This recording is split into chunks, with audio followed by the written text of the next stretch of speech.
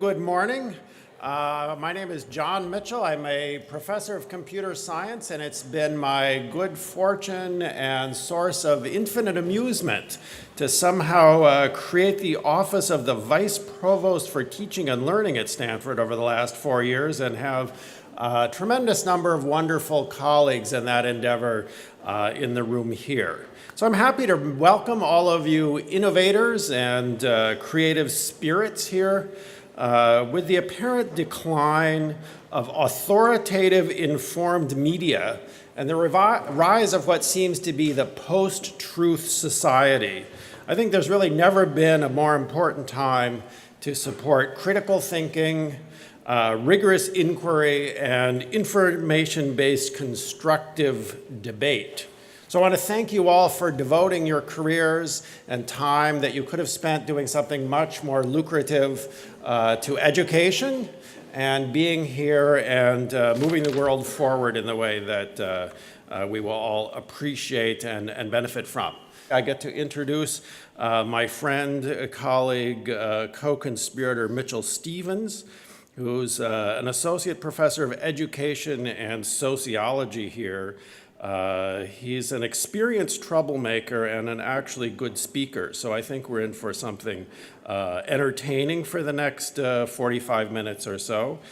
He's author of a couple of books on higher education, a nice book on how people get admitted to college and what that means and how the university and college system participates in our cultural traditions and furthers them.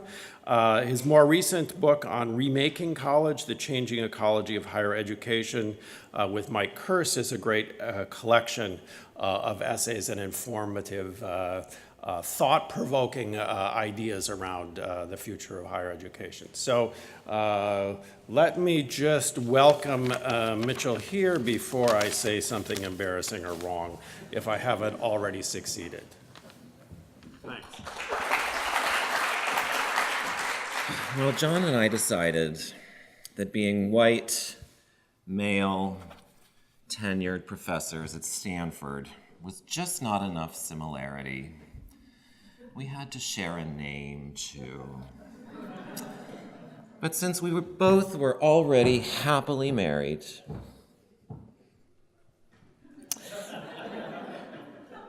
it's been a really good time to spend many hours talking and thinking with John over the last 4 years, and with many of the people who are in this room, quite a few who began when MOOC mania hit the United States with sheer gale force was it 2012? Was it that long ago already? Wow, okay. And what was then the Vice Provost for Online Learning and is now the Vice Provost for Teaching and Learning. Clearly the conversation about what higher education is and how it should be conveyed has matured and expanded quite substantially. Part of the pleasure of doing this work at Stanford is that so many different kinds of scholars and professionals have been involved in talking about the future of higher education. I've spent much more time with computer scientists than I would ever have imagined. And I'm a sociologist myself, and I have to tell you, I much prefer computer scientists to economists. They're happy with you knowing something that they don't know.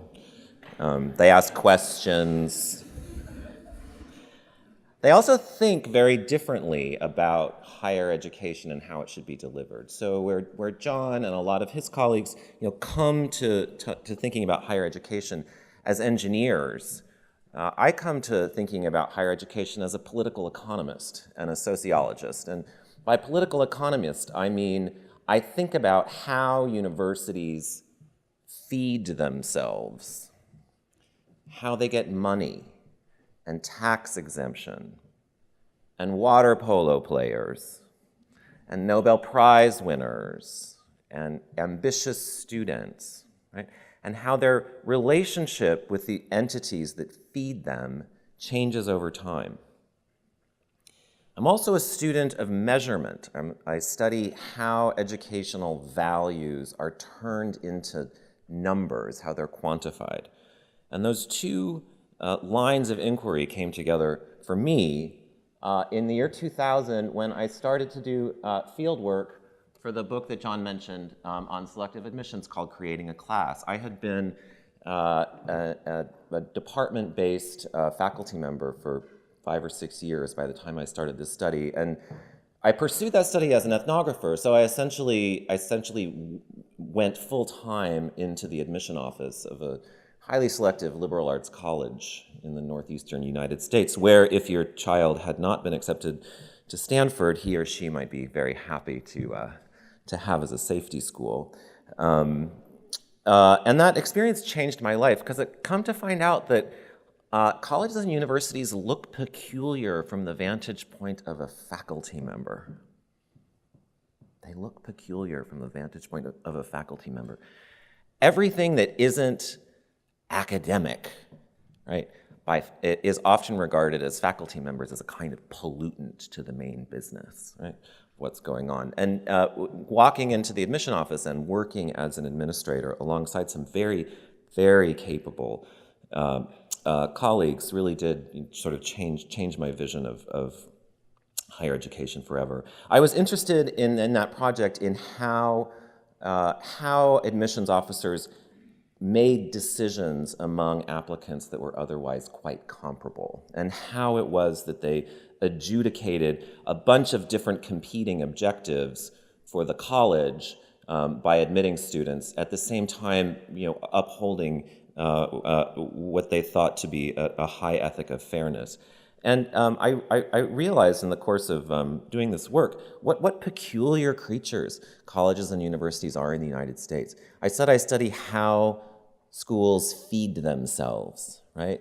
They have a highly variegated diet, these American colleges and universities, and I'm focusing on the United States here.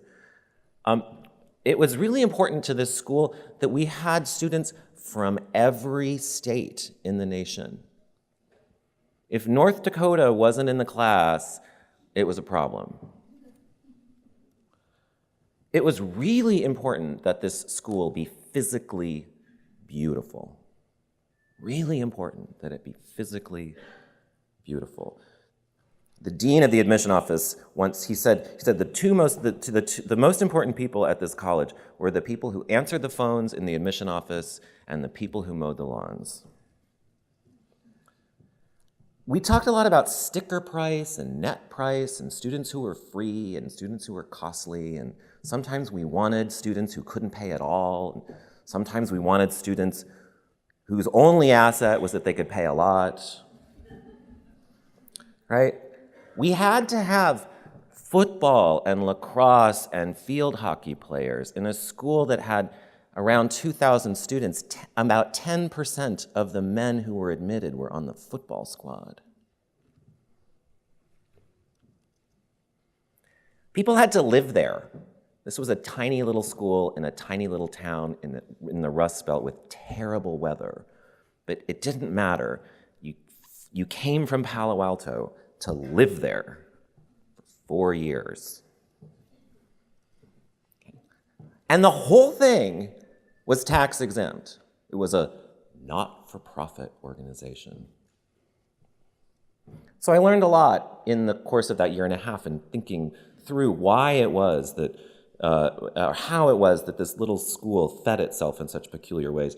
And in the course of doing that, I contributed to an ongoing conversation among a bunch of cool geographers and historians and even a few economists. Some of my best friends truly are economists. I just don't ask them any questions. Specifically, a historian named Margaret O'Mara, who's at the University of Washington, who wrote a beautiful social history of Stanford, the emergence of Stanford in the Cold War, and historian at the University of Virginia, Chris Loss, a bunch of other people, many of whom are included in this essay collection of essays that John mentioned. And what I want to do today, just in the next 15 minutes, because I want to be sure that we have time to have a discussion, okay? I hear the lecture is dead, by the way, right? I hear the lecture is dead, but people keep asking us to lecture. Will you give a lecture on why the lecture is dead? But we will have an interactive time here. I've taken my watch off. So what I want to do for the next 15 to 20 minutes is I want to summarize. It's very Schoolhouse Rock here, all right? So I'm standing on the shoulders of giants, right? I want to summarize the organizational legacy that all of us in this room, whether you work at UC Davis or the University of San Francisco or the University of California at San Francisco or Santa Clara University or Berkeley or Stanford, all of us inherit an organizational legacy that was largely given to us by generations of investment by taxpayers in the United States through various agencies of the federal government and state legislatures. All of us inherit a rich organizational legacy. And I want to give you a thumbnail sketch of where that legacy came from, why it was built, right? And then I want to shift to the current moment. So we're going back to the Cold War, the middle of the 20th century for a few minutes. And then I want to shift forward and very briefly sketch how the world in which we are now operating as professionals has fundamentally changed from the epoch that created the organizations we're working in. So our organizations were built yesterday, but we have to make them work in a very different context than the one in which they were built. I want to talk about that. And a lot of this will focus on this question of how colleges and universities feed themselves and how they measure what they do. I want to caveat, these are variants of remarks that I made in June at the Open edX conference. So some of you might be wanting to check your email right now because you already heard versions of these remarks. And I thought about changing them, but then I realized, nope, I'm gonna make the remarks basically the same, because as sure as you are sitting in this room, the questions that I leave you with are only going to become more urgent, more contested, more conflictual than they were in June. We will have a new president. That president will have an education department. He or she will confront the massive questions of how higher education is supposed to be measured and delivered. So we may as well start getting used to those questions as soon as we can. All right, so you ready to get in a time machine? We're going back to the period between 1945 and 1980. This is the period, I may be a little biased towards Stanford, because Stanford is a really interesting place to think with, especially if you live here. I hope I never get used to it. I hope I never take this crazy place for granted. It turns out in 1945, Stanford was just kind of a gentleman's school in California, where you might go if you weren't smart enough to get into Berkeley, and you weren't ambitious enough to go to Harvard, Princeton, or Yale. You played football, you could keep your horses here, it was pretty. It had a legacy of some money, but it wasn't spectacularly wealthy. In fact, it relied very heavily on government subsidy to maintain its nascent science infrastructure. Herbert Hoover, when he lost the White House and returned to his alma mater here in California, was very ambitious for Stanford and for the region, and made sure that federal government money flowed through the university for purposes of scientific research throughout World War II. But it was really during the post-World War II era when all of the colleges and universities represented in this room, I said all of them, that's you, Santa Clara University and University of San Francisco, you were part of this too. You don't think of yourselves perhaps as public institutions, but in many ways I want to suggest that you are. All of the organizations that we live in were substantially expanded at this time. It turns out that the US federal government did a lot of things through the vehicle of universities. We don't have a welfare state in this country. welfare. They do that in Sweden, right? Or maybe Canada. We don't like welfare, right? Welfare, right? I mean, we do some things like, we have like freeways and stuff. And if you want to buy a house in Palo Alto and like take out a mortgage, then you can like deduct the mortgage interest from your taxes. But that's not welfare. We love higher education. We love higher education. What's so great about higher education is it's not welfare, right? But you can do all sorts of cool stuff through it, right? You can invest heavily in military munitions and nuclear defense, and you can seed social scientists to like help you figure out how post-colonial nations are going to become democratic capitalist societies rather than democratic socialist societies, right? And you can have international visitors from all over the world like come to your organization and work for critters like the Hoover Institution, and they can sit around and talk about why democratic capitalism is so much better than socialism or communism, right? It's great. There are these wonderful, flexible vehicles that many agencies of government used during the Cold War period to pursue the United States' various geopolitical ambitions. And this is also the period in which, remember, we don't have welfare, right? But we made universal college access a quasi-right of citizenship, right? At present, we're still not sure. We're good on the K-12 thing, like that's pretty much in the rights category of the ledger. Higher education in the 50s and 60s and 70s assumed the status of a quasi-right. And the way we did that was by expanding capacity for post-secondary education so broadly that it was at least imaginable, and lowering the cost of higher education by a government subsidy of various sorts, that it was imaginable for mothers and fathers across a vast class spectrum to imagine sending their sons or daughters to college. And California is the paradigmatic case of that. It's the University of the California Master Plan was the enviable vision of broad access higher education in the 20th century. That was built substantially by massive federal government investment, and also the substantial investment over many generations of state legislatures. The opportunity costs of college were basically lost wages. When I was a kid in Marin County in the 70s, right, my parents would joke about their sons, older people would joke about their sons or daughters being permanent students. She's a permanent student. Ha ha ha ha ha. Right. Well, the opportunity costs of being a permanent student in California in the 1970s were pretty low because the University of California and the Cal State universities and the community colleges were free. So you lived at home and you pulled baristas occasionally and you were a permanent student. You hung out until that stage in your life was over. Well, in retrospect, those permanent students were a good thing to complain about, turns out. There was minimal regulatory oversight of productivity, especially on the instructional side. This was very much a trust us system, right? Sacramento, Washington, keep it coming, all right? And trust us.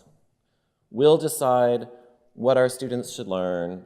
We'll decide when they've learned it, right? And we'll certify that learning. Don't look too closely.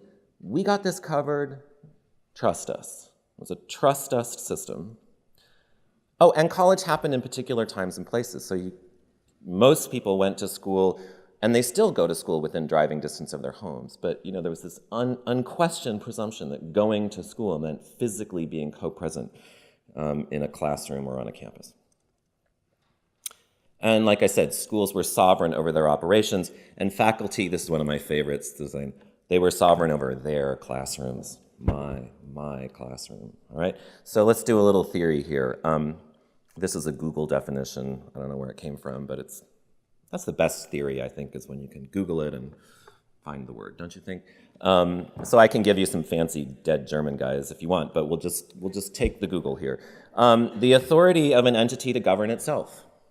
The authority of an entity to govern itself. Think, you know what you might think of. In this period, it's a kind of a spectacular fact in retrospect. Schools were sovereign over their operations, and faculty were sovereign over their classrooms. Tell you what, Washington, give us money, right? And we'll give you science and degrees, but don't look too closely, okay? Because like while we're paying for basic research on nuclear weaponry, we've also got like all of these lawns we have to mow and palm trees we need to trim, and yeah, we do have a water polo team over there. That's in the athletic department, but trust us, we got it covered. I know the overhead's kind of high, like over half of what you're giving us is called overhead, right? And actually, Stanford was really good at helping the federal government figure this out. Herbert Hoover, in particular, was instrumental in convincing the federal government that this was a reasonable way to fund basic research. So it really was a kind of we'll take care of it kind of operation. All right, so fast forward to now, say. History is not well done in binaries, so you're not supposed to do this in a history class, I get that, but for heuristic purposes, binaries can be helpful. Well, a big thing is that the Cold War ended, or at least the 20th century Cold War ended, and the United States federal government is no longer, having to explain the virtue of American-style democratic capitalism worldwide, because there really aren't any currently viable alternatives to democratic capitalism. And you probably don't need me to tell you that the United States is in an ambiguous ideological relation to the world. Like, we don't, young children don't go to sleep at night all over the world, dreaming of having an American-style state in the same way that they did earlier in the 20th century. We're not quite sure how to be virtuous in the United States at this moment in history, or so it sounds to me when I listen to last week's presidential debate. We've had non-growth in public investment in higher education for 2 generations now. Non-growth. We've continued to feed the enterprise. We haven't expanded seats in the enterprise, all right? So, and California is another excellent example of this. We have not grown post-secondary capacity overall on the public side of the sector for 40 years. Now, California's economy is doing fine, and that may be a libertarian miracle. Like, look, we systematically underfunded our public institutions, and we've got the sexiest regional economy in the world. So that the story there could be a kind of libertarian miracle. Or we might be I prefer to think we're inheriting a prior legacy that was so substantial that it's kind of enabled us to hold on for some period of time. But we can have another conversation about that. Regardless, we've seen steadily rising costs of college in excess of inflation, right? Parents and their families are paying more every year. Every year they're paying more in excess of inflation, and that's all underwritten by the federal government, which makes tuition amenable to either direct cash grants or loan subsidy, right? So we have, in the words of my colleague Charlie Eaton, we have financialized higher education, right? You go into debt, we presume that most people are going to go into debt in order to get a college degree, right? Instructional provision is not bound by time and place. So the big fact of the cost of college is that we all had to be in the same place at the same time. If you think about the opportunity cost that you all paid just to be listening to me, right? The collective dollar investment that if you include what you're not doing today in order to sit here. That's a big cost center for higher education. But now we've sort of, thanks to Daphne Kohler and John Mitchell and some other people, we've sort of been able to think a little more fluidly about that than we might have even 10 years ago. And here's where I'm going to spend the next few minutes. The measurement revolution has come to higher education. Well, what do I mean by measurement? I mean expressing a value numerically. That's all I mean. Expressing a value numerically. She's really smart. How smart is she?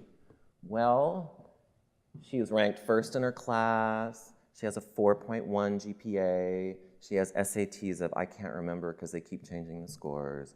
She has a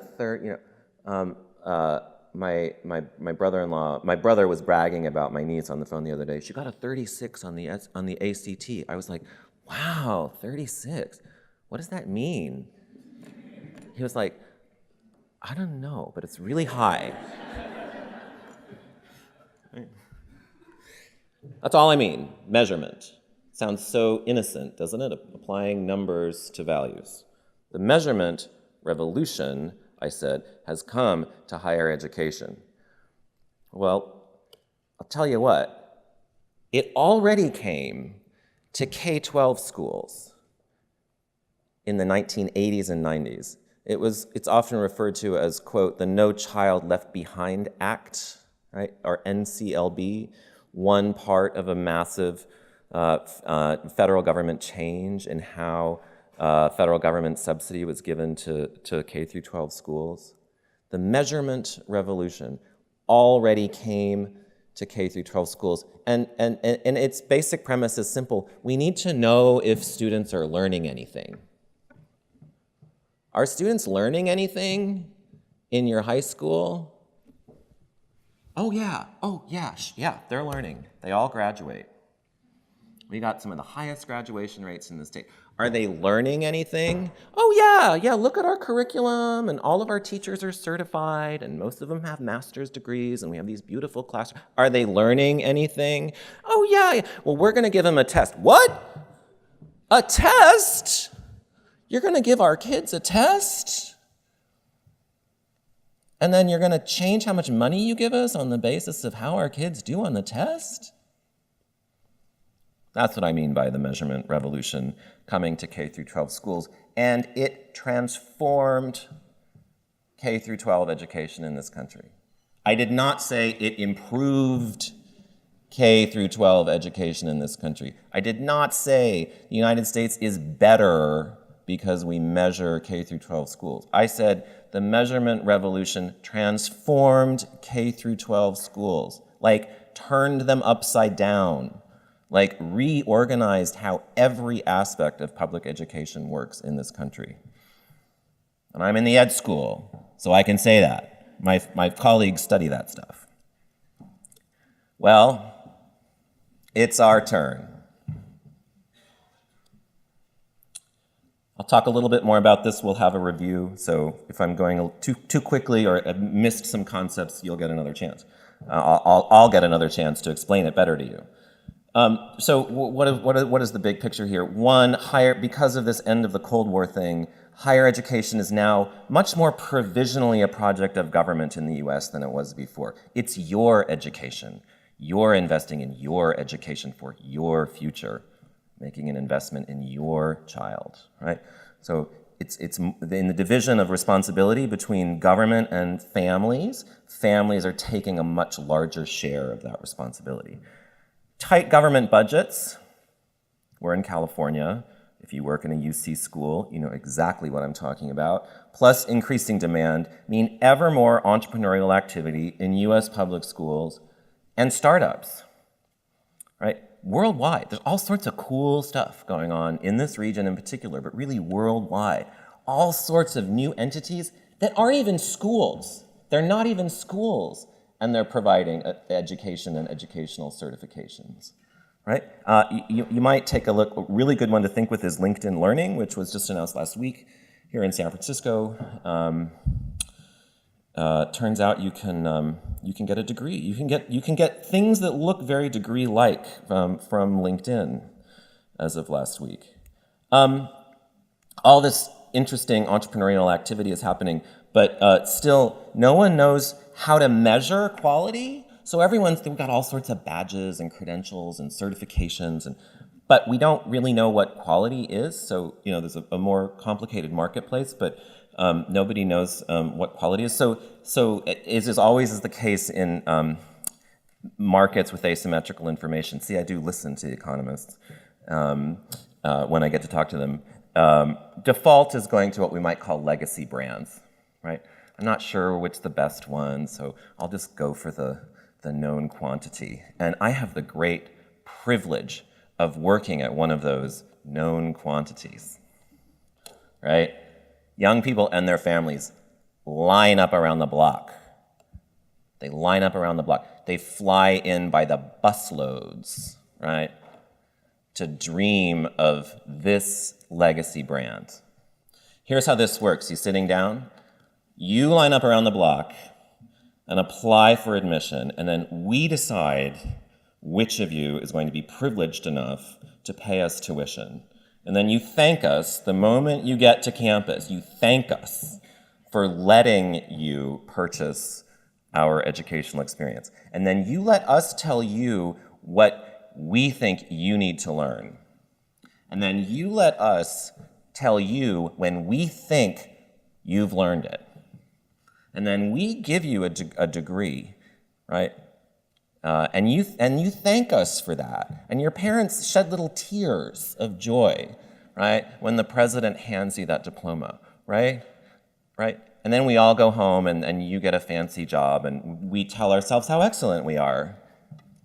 And it's all underwritten by the federal government. Every palm tree, every blade of grass, every dollar is subsidized by the federal government. Trust us, we've got this covered. That's what I mean by a legacy brand. The legacy brands don't yet know what to do with this measurement revolution. It's kind of floating out there, we got some tests. We've got the collegiate learning assessment kind of floating out there. We've got competency-based degrees. We've got some cost of college discussion in the Obama administration out there somewhere. People are walking around with their rulers, right? We're like, what are we gonna do with that? How this plays out going forward awaits even conjecture. Nobody knows how this is going to play out. We know the ruler's floating around, and we know there's less money in government coffers than there used to be, and we know that college has become much more essential to a reasonably remunerative career. But beyond that, how the future plays out awaits even conjecture. Here's the review. Measurement has come to higher education. Well, what should we measure? Should we measure degree completion? Should we measure how much college costs? Should we measure how much people earn after they get our degree versus another degree? Should we measure learning? Should we measure learning? What would measuring learning look like if we were to do it? What learning would we measure? Who would get to make the measures? Should we measure the number of Olympic medalists that are produced by the University of Michigan every year? Because they produce a lot of Olympic medalists. Maybe we should measure that. Should we measure net of inputs? You know what I mean by that? I mean, if you control for the stuff that you put in, right? How much output is there net of the stuff you put in, right? So Stanford produces a lot of excellence. We have a lot of inputs. It's a great place to work because we have a lot of inputs, right? So should we think about this measurement net of all of that? Okay.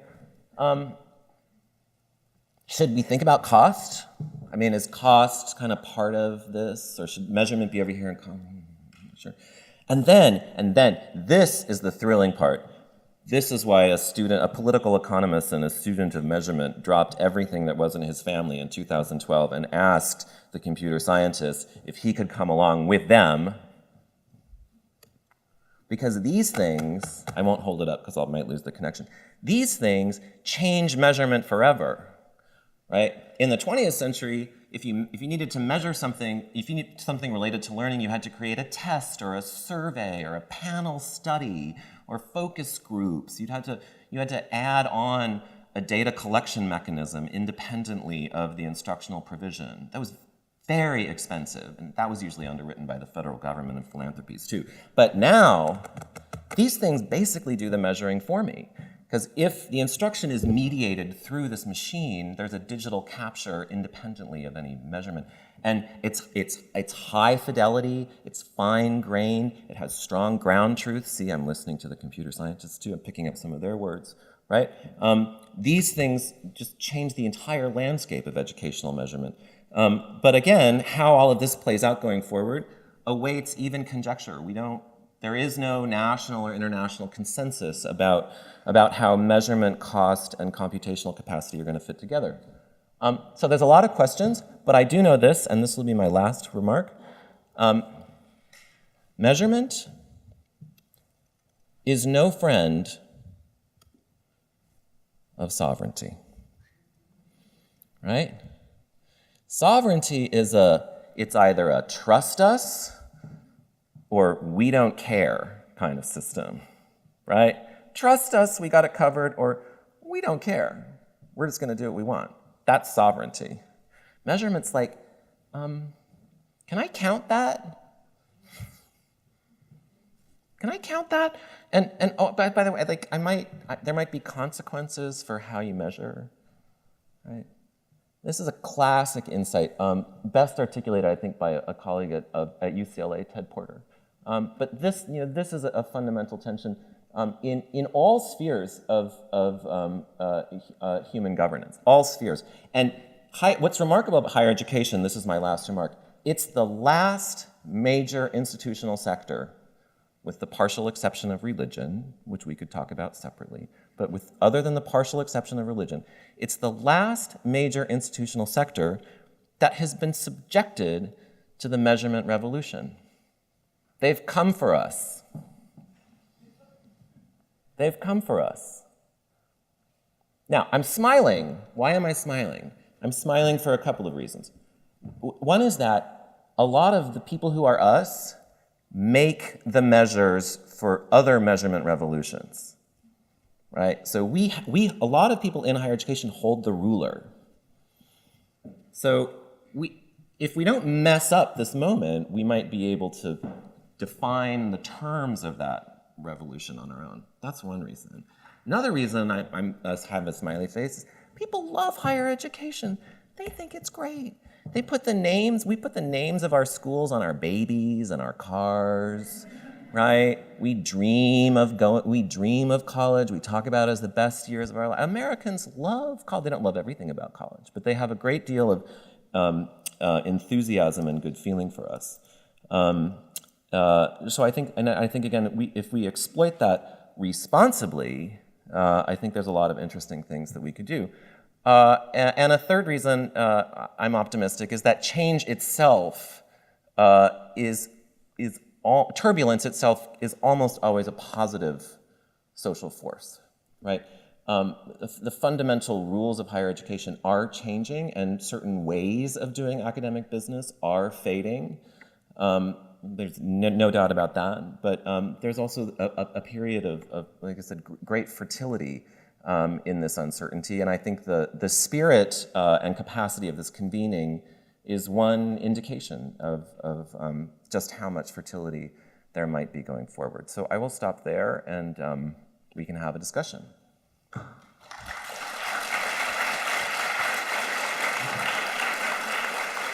Do we have some time? 10. Oh, perfect. Please. Yes, hi. Hi, thanks very much. Amin Azair from both UCSF and UC Berkeley. I very much like the last slide, and I'm thinking a little bit about the fall of sovereign nations. If we can learn from the history of other measurement revolutions or other areas or domains, can you think with us a little bit about sort of the bloody exit of coups, versus sort of graceful exit of sovereign nations, and just where we might learn a better road forward in this measurement revolution that we're undergoing in higher ed?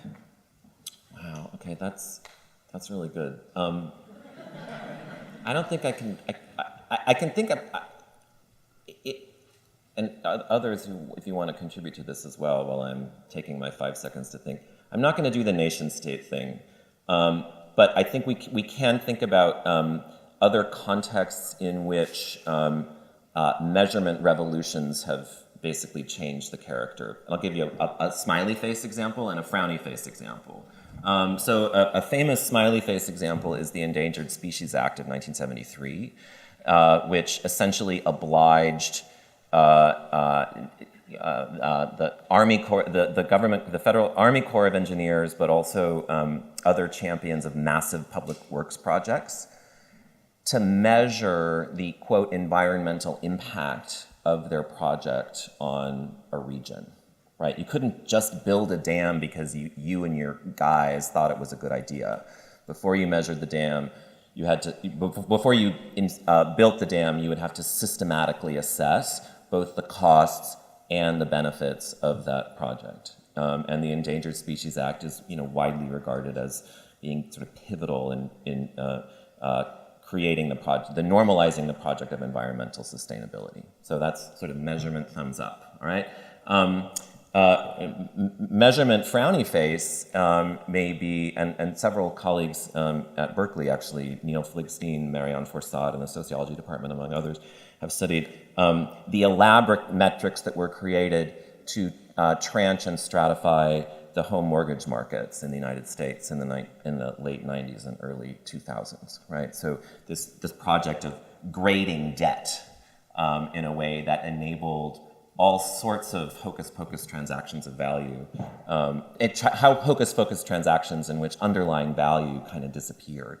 And I think those are two examples of measurement has been revolutionary, but the outcomes of the revolution are not necessarily positive. And I think we're facing a similar uncertainty in higher education. It could be quite fateful how the United States decides that educational value is going to be quantified.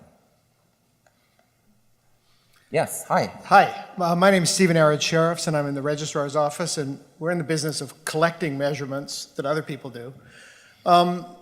One of the things that we've been thinking a lot about is the rise in measuring student achievement through learning outcomes. Mm-hmm. And I wondered if you'd comment a little on that. Yeah. It's a curiosity that as we've tried to collect learning outcomes, especially around the new ways of thinking, ways of doing, we find that they sort of expand. You get mm-hmm. these huge paragraph-long learning outcomes mm-hmm. that become more and more difficult to quantify, even though the drive towards learning outcome is a sort of national movement mm-hmm. towards making measurement of education more realistic, more connected to the real world. Any thoughts on that? Yeah. Can I get my slides back? Because there's one more commercial I wanted to.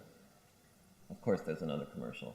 I'm really glad you asked that question. Part of what I've been able to do, had the privilege of doing here in the last couple of years, is try to aggregate and organize the conversation. Where did you go? Oh, thanks. Try to aggregate and organize the conversation, the national conversation about precisely that. Like, what is a student record? Okay, so a student record is a really, if you go to this website, just Google Iris Carroll, and then under projects, there's a project that I am pursuing with the Ithaca Group, which is a consulting firm in New York, called Responsible Use, which is specifically about that. So here's a puzzle. So transcripts are interesting. They're essentially currencies, and they're backed up by individual sovereigns, Stanford, Santa Clara University, and there's a registrar sitting in each one of those, and he or she is like the mint, right, of the credential. And I graduated in 1988 from Macalester College. Pretty sure, I think I remember getting a B+ in medieval art history. Pretty sure, right? But a registrar could verify that for me, and I would go there and I would try to click on that B+, and nothing would happen because I took that class in 1987, right? So that the B+ is just to trust me. Like some retired guy gave me a B+ in art history a million years ago. But trust me that it's a B, under there, right? So that kind of verification is really, it's hard to imagine that kind of verification, holding up indefinitely, right? But at the same time that we have a whole regulatory system, which is really organized around the transcript. So it precisely, and I actually think, I think the official student record is a great place to think through this complexity of measurement, because that is the measurement system that we inherit. And you guys have a lot of power. And it's good, important, interesting power. But yeah, go ahead. Well, one of the projects we worked on was something we called a scholarship record, in which we tried to, as a pilot, organize what students had learned, not by the name of the course, which is, some funny Educ 120, but through the learning outcomes. But the problem became, of course, that these learning outcomes became so diffuse that it was very hard to organize them. But so that you could create a record that started with the learning outcomes and said, this outcome was learned and that was how. So, or what happens if some sexy new startup comes along and says, like, well, Stanford says you learned something, but let's see if you really learned something, right? I mean, could we think of some new set of providers that would provide a different kind of verification that might be sort of more valuable or useful to third parties than what we currently offer? Yeah. Plug for my colleague Mei Hung. She has a thing on electronic certificates and attaching learning outcomes to it that you can see back there. Google blockchain. We all need, this is another thing we all have to learn. Blockchain. These engineers, they are taking over the world. Yes? My name's Tulja Purkar. I'm in biology here. Great. In one of your slides, you had these two levels of sovereignty. You were talking about institutions saying, well, trust me, and so forth and so on. And then you had professors being sovereign in their courses. What do you see about the interaction between those? I mean, as at the lower level, a professor, I tend to see a lot of discussion where, there's committees and people and so on, and then they say, well, we're going to organize things this way, and thou shalt measure thus and so. And sometimes, quite often, I say, I can't do it that way. That's, so, your thoughts? Boy, oh boy, that's a big deal. These faculty, around here at least, you can't get them to do anything. You can buy them coffee and meet them in their office and ask them favors and thank them a lot, but at the end of the day, they can do anything they want to. That is sovereignty. And the sovereignty of faculty, I'm here to tell you, is directly correlated with the prestige and wealth of the university. So the more prestigious and wealthy the university, the more faculty sovereignty reigns, all right? Well, this is a tricky wicket, okay? Because you got a bunch of people like me who can run around doing whatever they want in their classrooms while the measurement revolution is gaining steam outside, right? So, how does a responsible university maintain the sovereignty of its faculty at the same time it's responding to the measurement revolution? That's a big question mark. The other big question mark is that as faculty members, we now have the luxury of being supported by a much more complex division of labor, right? So whose classes are they now, right? I mean, if I've got Andy Saltarelli and Mark Sanders, building the web version of my course, isn't it their course too, right? So, I mean, it creates very interesting, not only division of labor issues, but kind of jurisdictional questions about how to think about ownership of classrooms. Faculty, I think it's almost inevitable that faculty at all but the most wealthy and most resourced institutions are just fundamentally going to have to change. And in fact, they already have, because we've essentially casualized the professoriate already by basically turning it into an employment relation rather than a tenure one. But it's a great question. Yeah. Hi, Robert Edgar, Learning Solutions Group with HR here. Great. I've got a career that's come through instructional design. And instructional design was first put together, designed for the military, went to industry, came up through education last. And the thing there was that learning was measurable, and you had learning objectives, and you started from the test and worked your way back and made sure that your material that you gave and the exercises you gave led toward that mastery, that measurable mastery along the way. But my degrees are actually in art. And with there, you have things that are by almost definition qualitative and emotional and have a lot of things that are actually higher cognitive processes that are not as easily measured, not starting with a goal. And I've always thought of those in terms of small frame and large frame learning, in which you can do training, which is easy and comparatively, and then large frame, which is higher learning and higher cognitive processes that are more difficult to measure. And what I've noticed is that a number of the for-profit colleges that have come up start with measures that are based in the instructional design field, and then they'll go and they'll give skill-based degrees.